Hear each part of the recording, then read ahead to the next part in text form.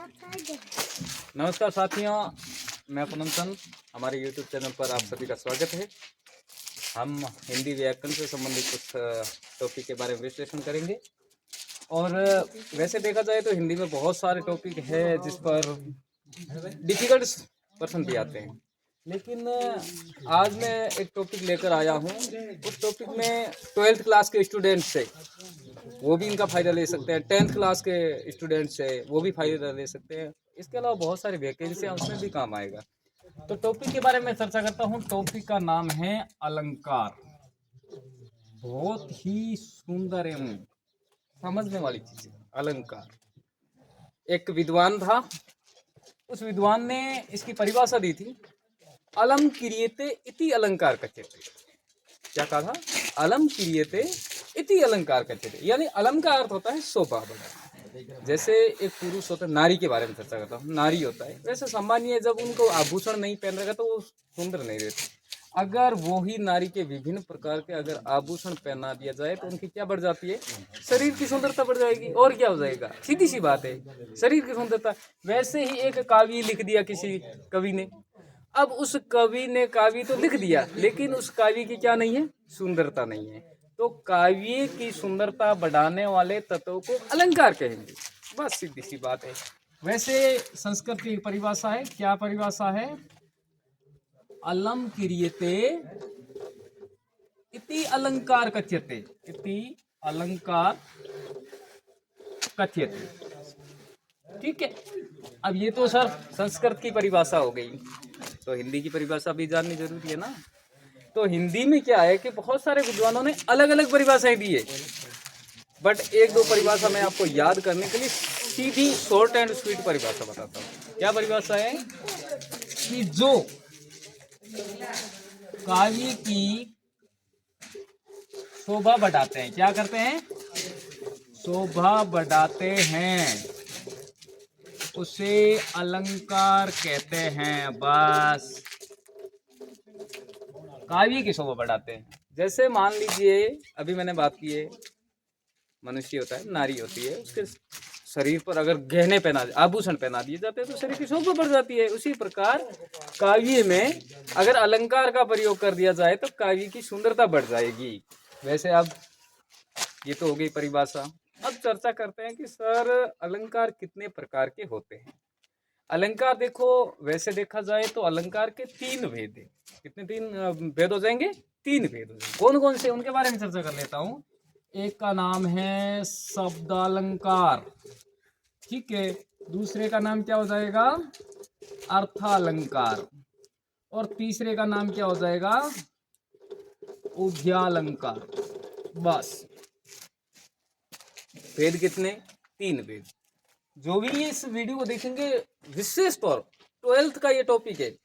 और वैकेंसी में तो बहुत सारे होते ही हैं, कोई सी भी वैकेंसी में ऐसा नहीं जिसमें अलंकार नहीं आया। तो इसलिए सभी इस वीडियो को थोड़ा ध्यान देवे, अच्छी तरह समझे, ठीक है। अगर कोई समझ में नहीं आए तो कमेंट में जरूर बताइए कि सर ये ऐसे कैसे हुआ, क्यों हुआ, कब हुआ, कैसे हुआ। बहुत सारे प्रश्न होते हैं, अर्थात 6 ककार होते हैं। 6 ककार में कोई सा भी क्वेश्चन ले सकते हैं।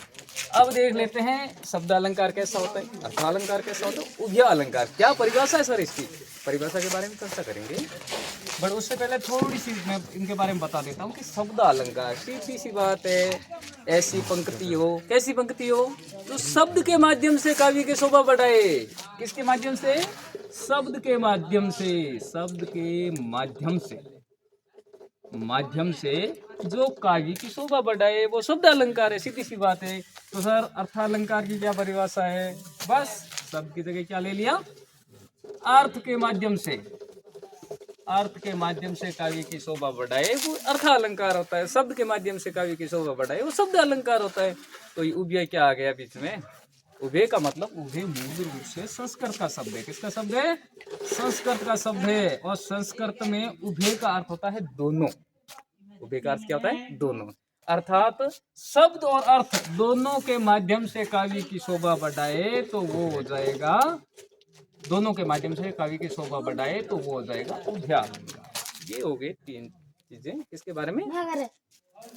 शब्दालंकार, अर्थालंकार, उभयालंकार। अब बात करता हूँ कि अलंकार कैसे होते हैं, क्या कैसे शोभा बढ़ाते हैं, क्या करते हैं, उसके बारे में थोड़ी चर्चा कर लेता हूँ। कैसे कैसे अलंकार हैं, अपने सिलेबस में कौन से हैं और कौन से नहीं हैं, सर इसको समझे कैसे, परीक्षा में कैसा टॉपिक आएगा, कैसा प्रश्न आएगा, हम हल कैसे करेंगे, उसके बारे में भी चर्चा करेंगे। तो एक अलंकार का मैं नाम बताता हूँ। क्या नाम है? सलेश अलंकार। सलेश अलंकार। तो वैसे इतनी गहनता के बारे में आपको जानने की जरूरत नहीं, शब्द का अर्थ समझो और सीधे से समझ में आ जाएगा। एक सलेश, सलेश का अर्थ क्या होता है? सलेश एक ऐसी वस्तु होता है जिसका मतलब होता है चिपकना। सलेश का मतलब क्या होता है? चिपकना। अलंकार बहुत सारे, यमक अलंकार है, अनुप्रास अलंकार है। चलो एक एक के बारे में चर्चा करता हूँ। सलेश अलंकार, सलेश का सामान्य अर्थ होता है चिपकना। अब देखिए, जैसे एक आप उदाहरण तौर पर समझिए कि एक गुड़ की भेली है। क्या है? गुड़ की भेली। अब गुड़ की भेली के क्या होता है? उसमें मिठास होता है। अब मिठास की चिंटिया क्या हो जाएगी? उसकी चिपक जाएगी। चिंटिया क्या हो जाएगी? उसकी चिपक जाएगी। तो अर्थात गुड़ की भेली कितनी? एक। चिंटिया कितनी? अनेक। किसकी वजह से? उसकी मिठास की वजह से। इसीलिए क्या हो जाएगा? एक शब्द के क्या हो जाएगा? एक शब्द के अनेक अर्थ निकलना। एक शब्द के अनेक अर्थ निकल जाए तो वह सलेश अलंकार होता है। अर्थात गुड़ की बेली कितनी? एक। अर्थ कितने? चिंटिया कितनी? बहुत सारी। शब्द कितने? एक। अर्थ कितने? अनेक। तो ये हो जाएगा सलेश अलंकार। सलेश का सीधा सा अर्थ, सलेश का सामान्य अर्थ है चिपकना। और सलेश कहाँ होता है? जब एक ही शब्द के अनेक अर्थ हो जाए। अब सर ये क्या होता है, कैसे अर्थ होता है? वैसे ध्यान रखना, क्या ध्यान रखना है? सलेश के भी भेद होते हैं। सलेश के भी भेद होते हैं। सलेश कितने प्रकार के होते हैं? सलेश अलंकार के, मैं लिख देता हूं, सलेश अलंकार के दो भेद होते हैं। कितने भेद होते हैं? दो भेद होते हैं। दो भेद कौन से होते हैं ये भी जानना जरूरी है ना, क्योंकि ऐसा प्रश्न आ जाए कोई से भी, और छोटे छोटे प्रश्न आते हैं, चाहे 12th की हो, चाहे एग्जाम बड़े कंपटीशन एग्जाम हो, सब में छोटे प्रश्न आते हैं। सलेश के भेद कौन कौन से होते हैं? दो भेद होते हैं। नंबर 1 का नाम है एभंग, और नंबर 2 का नाम क्या है? सैभंग। अब इसको बताने की जरूरत थोड़ी पड़ेगी मेरे को। एभंग क्या होता है, सैभंग क्या होता है, आप भी पढ़ते हो, इसके बारे में बहुत सारी चर्चा की होगी। एभंग का मतलब होता है जिसको भंग नहीं करना पड़े। भंग का अर्थ तोड़ना, जिसको भंग नहीं करना पड़े। और सैभंग का मतलब होता है जिसको तोड़ना पड़े। ऐसा कोई शब्द आ जाए, वैसे उसको तोड़कर अर्थ ग्रहण करना पड़े, या फिर उसको दो टुकड़े करके अर्थ निकालना पड़े, तो वहां पर हो जाएगा सैभंग। और सीधा सा अर्थ निकल जाए तो वो हो जाएगा एभंग। तो इनके एक एक उदाहरण भी याद रखना पड़ेगा। सीधी सी बात है, क्या करना पड़ेगा? उसको एक एक उदाहरण भी याद रखना पड़ेगा। जैसे एभंग का एक उदाहरण मैं बता देता हूँ। एभंग की अगर बात की जाए तो शायद रहीमन दास जी ने आपने दोहा सुना होगा। क्या है उस दोहे का नाम? रहीमन पानी राखिए, रहीमन पानी राखिए, बिन पानी सब सून, और पानी गे न उबरे तो मोती मानस सून। बस यहाँ इसी के एक शब्द के अनेक अर्थ है। कैसे? मैं इनका एक उदाहरण लिख देता हूं। रहीमन पानी राखिए, बिन पानी सब सून, बिन पानी सब सून। अरे भाई, पानी गए ना उबरे, पानी गए ना उबरे तो मोती, और मानस, और चून। चून का मतलब चूर्ण, आटा। अगर ये पानी गया ना तो ये चला गया ना, तो ये तीनों ही चले जाएंगे। अर्थात इस पानी के तीन अर्थ, एक मोती के रूप में, एक मानस के रूप में, एक चून के रूप में। एक शब्द के कितने अर्थ हुए? एक शब्द के कितने अर्थ हुए? तीन अर्थ हुए। अर्थात यहाँ पर एक शब्द के अनेक अर्थ होना सलेश अलंकार का उदाहरण माना जाएगा। ये तो किस में हो जाएगा? देखो, मैंने पानी शब्द को तोड़ा नहीं है। पानी शब्द को क्या नहीं किया है? तोड़ा नहीं है। अब तू नहीं तोड़ा है तो क्या हो जाएगा, अभंग होगा या सहभंग? जवाब दो मेरे को, क्या हो जाएगा? अभंग हो जाएगा। तो सहभंग कैसा होगा? इसी को तोड़ना पड़े। कैसे तोड़ना पड़ेगा? एक उदाहरण बता देता हूं कि चिरजीवो जोरी जुरेर को न सने गंभीर, का घटे भई वर्ष भानुजा थे हलधर के वीर। चलो उसका भी एक उदाहरण लिख दो, हो सकता है स्टूडेंट्स कोई लिखे। हाँ, स्क्रीनशॉट भी लेना चाहें तो वो भी ले सकते हैं, क्योंकि नोट्स भी बनाना जरूरी होता है।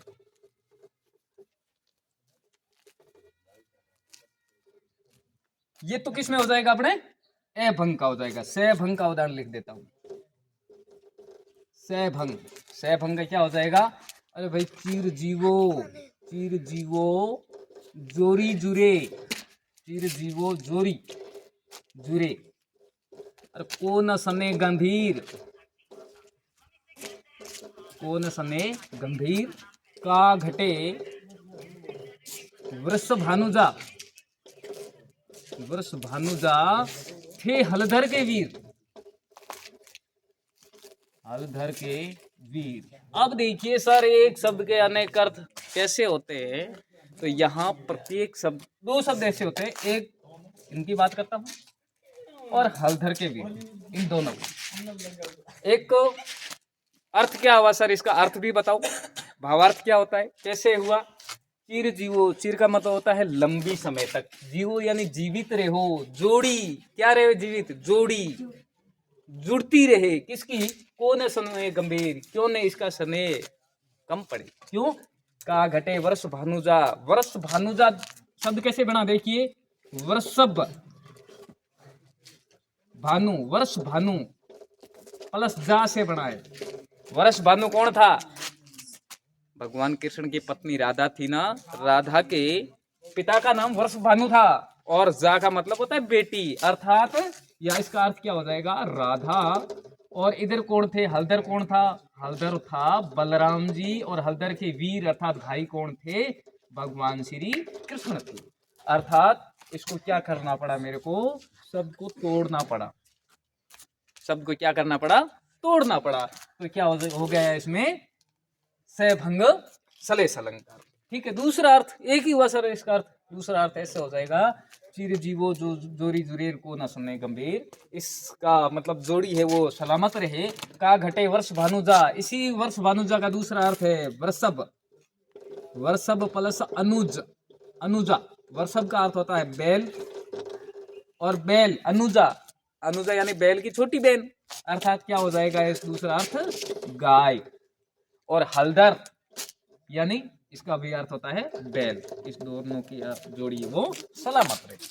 तो ये था अपने सलेस अलंकार। अब सलेस अलंकार का कोई भी ऐसा एग्जाम्पल आ भी जाए कोई से भी कंपटीशन एग्जाम में, तो उनके बारे में मैं थोड़ा और रिपीट भी करवा दूंगा।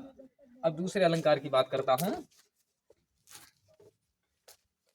वो अलंकार रहेगा अपना कौन सा? यमक ले लेना।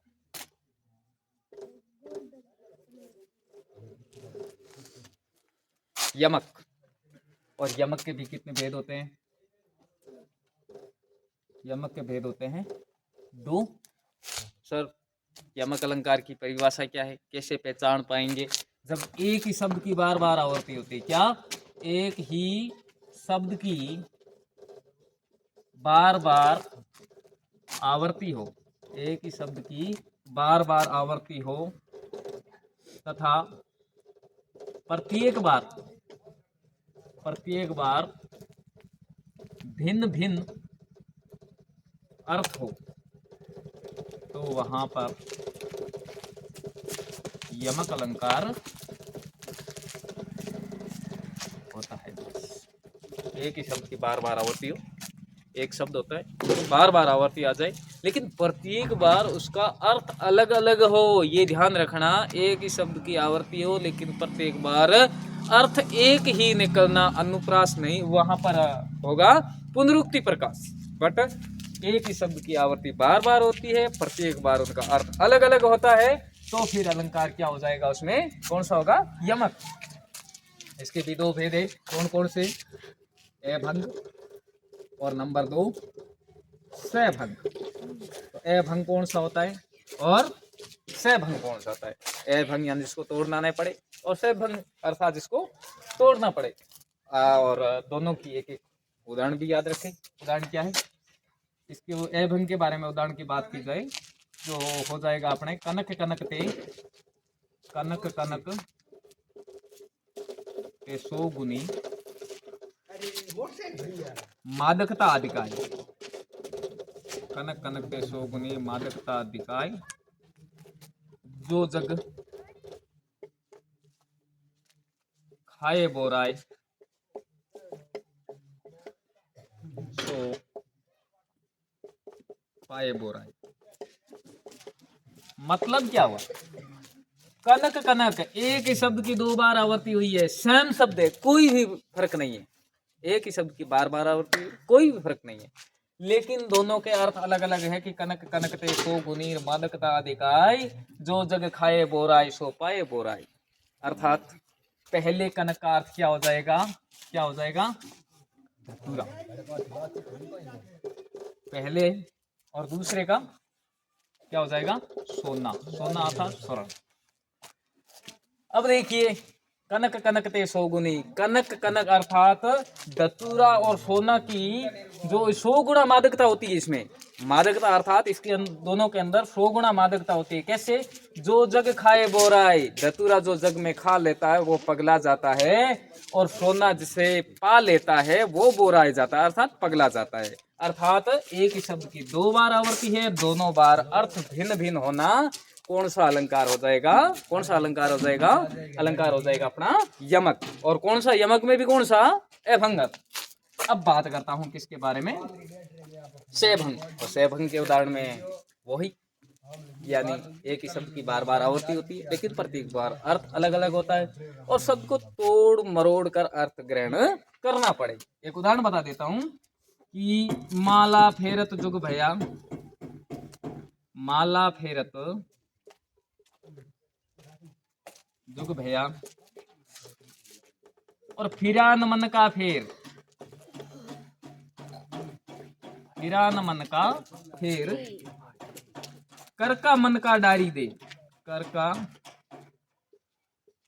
मन का डारी दे, और मन का फेर, मन का ये अलग है, मन का फेर। माला फेरत जुग भैया फिरा न मन का फेर, माला फेर तक जुग भय गई, लेकिन मन की माला नहीं फेर सका। कर का मन का डारी दे, हाथ वाले मिणिये को, मन का अर्थात मोती, हाथ का जो मोती है उनको डाल के, और मन का फेर, यानी मन में जो मोती है उस माला के मोती को तू हो, इस हाथ वाले जो है ना मोती, ये इनको फेरने से कुछ नहीं होगा। अर्थात यहाँ पर मन का एक शब्द है, और इसी मन के को तोड़कर अर्थ ग्रहण करना पड़ा, अर्थात इस शब्द को क्या करना पड़ा? तोड़कर ग्रहण। इसीलिए ये कौन सा हो जाएगा? सभंग यमक अलंकार। तो अभी मैंने एक सलेश के बारे में बात की, और अभी एक उनके बाद में बात कर दी किसके बारे में? यमक के बारे में, और एक अलंकार के बारे में और बात कर लेता हूं। फिर जो भी पढ़ाया है उस सभी को मैं एक बार याद करवा दूंगा, पक्का याद करवाऊंगा, जो कभी नहीं भूल पाओगे।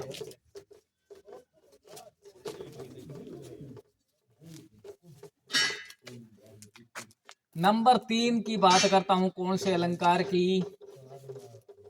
अनुप्रास अलंकार। परिभाषा क्या है?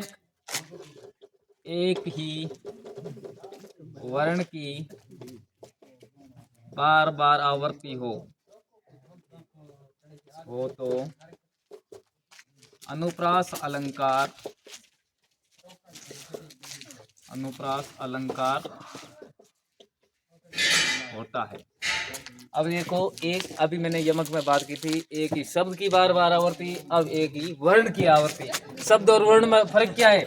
ये पूरा शब्द हो गया, और वर्ण क्या है? ए वर्ण है, ले वर्ण है, के वर्ण है, ये अलग अलग वर्ण। ठीक है, तो इसमें एक ही वर्ण की बार बार आवृत्ति। उदाहरण इसके कोई भेद नहीं है, सीधी सी एक परिभाषा है, और उदाहरण याद करना है। कोई सा भी एक उदाहरण याद रख लो। चारों चंदन की चंचल किरणें खेल रही है जल थल में। बस इतना सा। चे चे चे ले ले ले अर्थात च वर्ण, और कौन सा ले वर्ण की अधिकता की वजह से अर्थात बार बार आवर्ती होने की वजह से अनुप्रास अलंकार हो जाएगा। ठीक है, सीधी सी बात है। अनुप्रास में एक ही वर्ण की बार बार आवर्ती होती है, अनुप्रास अलंकार हो जाता है। और 4 अलंकार करते हैं, उसके बाद में कल के बारे में और चर्चा करेंगे। आज के वीडियो में 4 अलंकार के बारे में, एक और अलंकार के बात कर लेते हैं, फिर चारों के चारों एक बार रिपीट करवा दूंगा, याद करवा दूंगा, एकदम कंठस्थ, जो कभी भूल नहीं पाओगे। नंबर 4 कौन सा? अतिशयोक्ति अलंकार। अतिशयोक्ति, अति यानी बहुत ही ज्यादा, और शोक्ति यानी उनको बढ़ावा देना, अर्थात उनकी शोभा बढ़ाना। कैसे? यानी बात को जब बढ़ा चढ़ाकर वर्णन कर दिया जाए तो अतिशयोक्ति अलंकार होता है। अतिशयोक्ति अलंकार होता है। कैसे? एक उदाहरण बता देता हूं।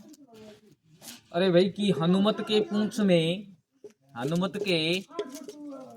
में और लगने पाई आग, लगने पाई आग, लंका शिगरी जल गई, लंका शिगरी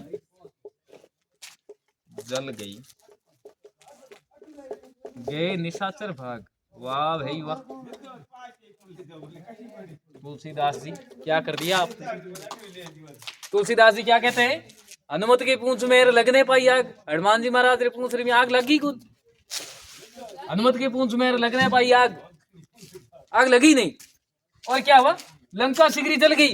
अरे आग ही नहीं लगी तो लंका जली कैसे? और गए निशाचर, निशाचर किसी का? हनुमान जी महाराज को। गए निशाचर भाग, हनुमान जी महाराज तो भाग गया, आग लगी खुद, हाँ? और लंका ही जल गई, हनुमान जी भाग गया। अर्थात हनुमान जी का क्या किया? बढ़ा चढ़ाकर वर्णन कर दिया यहाँ पर। तो अलंकार कौन सा हो जाएगा?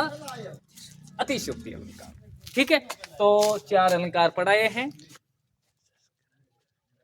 तो चारों अलंकारों के बारे में मैं थोड़ा याद करवा देता हूं, लेकिन एक बार थोड़ा ये भी ध्यान रखें, जो भी अगर आपको ये वीडियो अच्छा लगे तो उनको चैनल को सब्सक्राइब करें और बेल आइकन को जरूर दबाएं, उनको नहीं भूलें, क्योंकि जो भी हम नया वीडियो डालेंगे आपके पास नोटिफिकेशन आता रहेगा।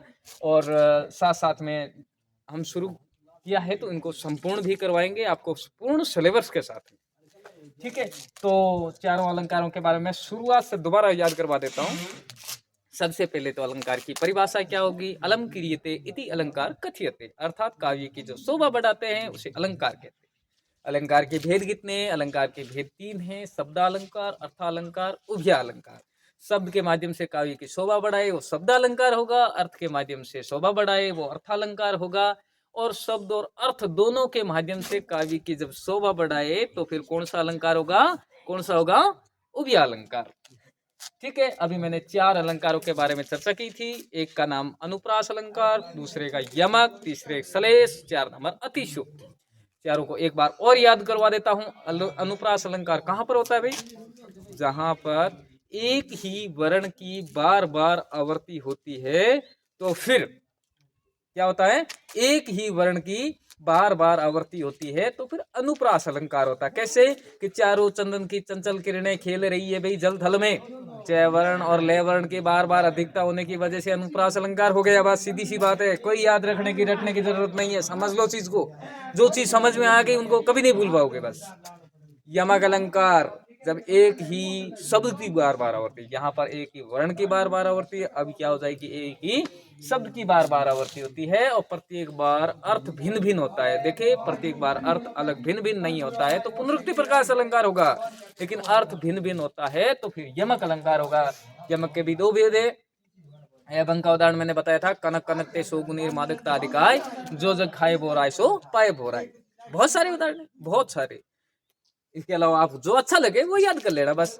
एक मैं उदाहरण और बता देता हूँ। आजकल जो ये है ना, शायद आपने भी सुना होगा कि नजर ने कहा है, नजर वाला, ये भी यमक अलंकार का है, आजकल आधुनिक का है कि नजर ने कहा कि ये नजर, तू नजर को नजर से ना देख वरना नजर को नजर की क्या लग जाएगी, नजर लग जाएगी। ये नजर ने नजर से कहा, कौन सा नजर, जो पुड़िया खाते हैं लोग, वो नजर ने नजर से कहा, किस नजर को, देखने वाली नजर को, कि ये नजर, तू नजर को, अर्थात तेरी इस नजर को नजर से, बुरी नजर से नजर को मत देख, खाने वाली नजर को मत देख वरना तेरी इस नजर की नजर को नजर लग जाएगी, अर्थात क्या लग जाएगी, बुरी नजर लग जाएगी। ये भी इसी यमक अलंकार का उदाहरण है।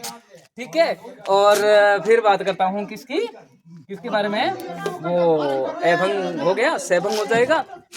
सैभंग में क्या बताया था, माला फेरक जुग भयार, फिरान मन का फेर, मन का डारी दे, मन का फेर, अर्थात माला फेरते तो बहुत समय हो गया है, और हाथ का मोती, कर का मन का डारी दे, हाथ वाले मोती को त्याग दे, और मन का जो मोती है ना उनसे माला फेर भगवान की भैया, उससे तेरा बेड़ा पार होगा। अर्थात मन का शब्द तोड़कर अर्थ ग्रहण किया।